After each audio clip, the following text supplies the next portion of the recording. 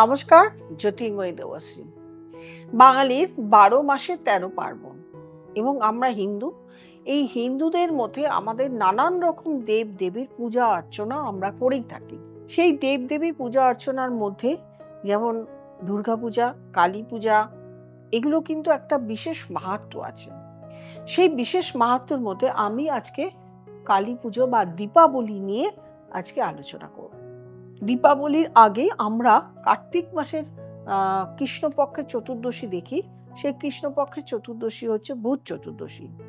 এই ভূত চতুর্দশীতে আমরা পিতৃপুরুষ যারা আমাদের গত হয়েছেন, দেহ রেখেছেন, তাদের আত্মা এবং পাতালপুরীতে যে সমস্ত আত্মা ভূত থাকে তাদের উদ্দেশ্যে দীপদান করি। সেই দীপ পেয়ে আমাদের পিতৃপুরুষরা কিন্তু এই অমাবস্যার দিন তারা স্বর্গলোকে গমন করেন।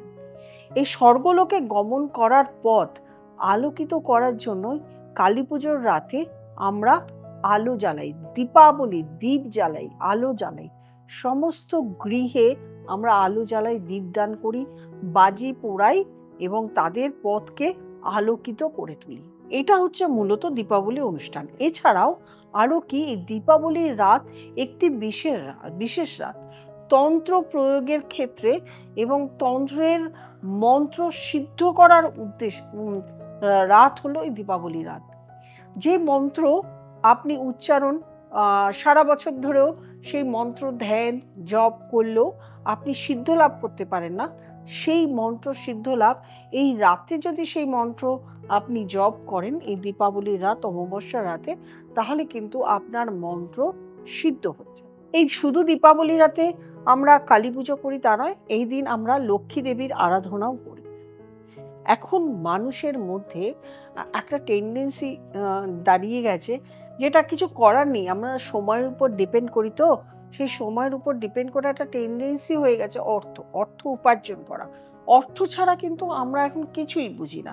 আগেকার দিনে মানুষের মধ্যে এত অর্থ কিন্তু প্রয়োজন পড়তো না। এখন দিন যত এসছে, যত দিন এগোচ্ছে, তত অর্থের প্রয়োজনটা প্রচণ্ড পরিমাণে বেড়ে গেছে এবং আরও আগামী দিনে কিন্তু আরও অর্থের প্রয়োজন বেড়ে যাবে। এবং এই অর্থের রোজগার প্রত্যেকটা মানুষ কিন্তু তার প্রয়োজন অনুযায়ী করতে পারে না। কোনো মানুষ কম পরিশ্রমেই করতে পারে, কোনো মানুষ বেশি পরিশ্রম করেও অর্থ রোজগার করতে পারে না। এটা কিন্তু সমস্তটুকু নির্ভর করে তার বার্থ চার্ট, গ্রহের উপরে।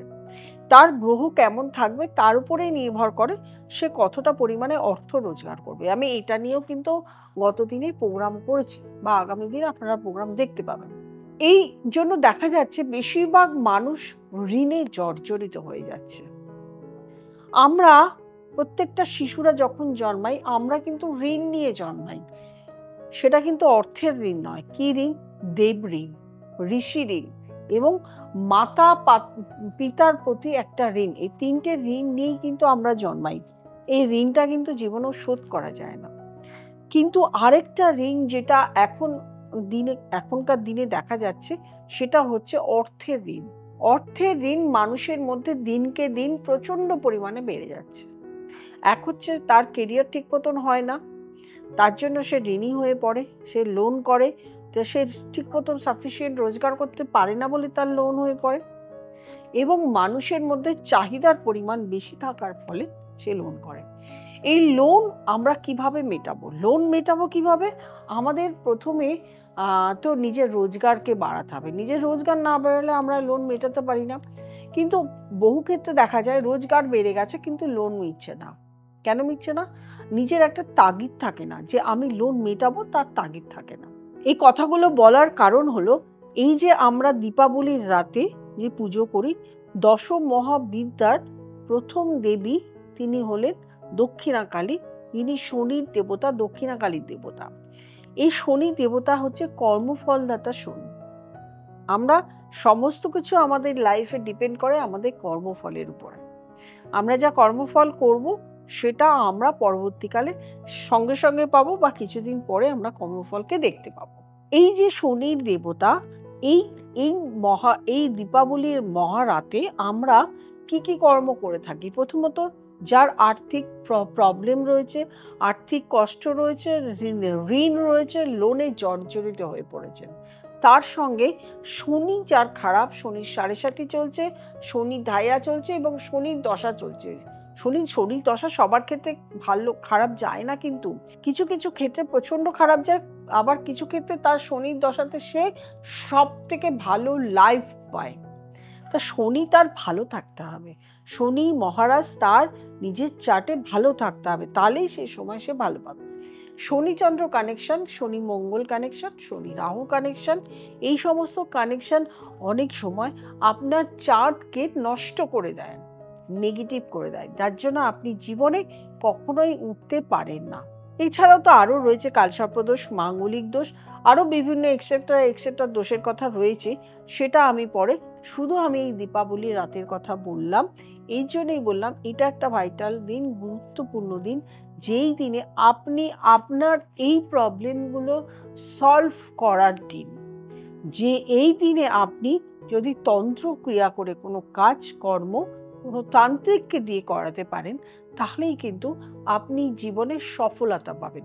অবশ্য তাকে ভালো জ্যোতিষ হতে হবে, জ্যোতিষ দিয়ে আগে তাকে বিচার করে দেখতে হবে কোন গ্রহের জন্য তার এই প্রবলেম হচ্ছে, তারপরে সে আপনার সেই কাজটি করে দিতে পারবে। এটা আমার ধারণা।